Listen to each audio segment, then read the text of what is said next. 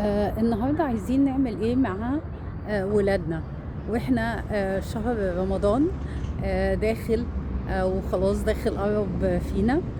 مهم أوي إن إحنا نخلّي بالنا من ولادنا، نخلّي بالنا جدًا إننا ندّي للولاد فكرة عن إن إحنا بنعمل في رمضان إيه.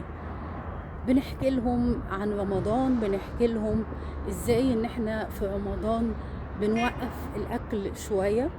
طبعًا الكلام توقيف الأكل ده أنا باعدّي سَنة، باعدّي 10 سنين، قبل 10 سنين يبقى الموضوع يعني تدريجي، يبقى مثلًا ساعتين بس قبل رمضان، قبل المغرب.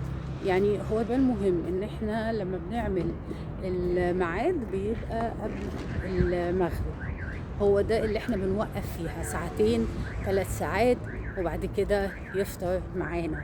ومن الحاجة الجميلة اللي تقدروا تعملوها برضه، هو إن أنتم تروحوا مكان زي المكان اللي أنا فيه ده. ده مكان فيه workshops كتير، فيه حاجات كتيرة بتتباع، و غير إنها بتتباع فيها حاجات الولاد يلعبوا فيها. فدي برضه من الحاجات اللذيذة اللي تقدروا تعملوها حالا.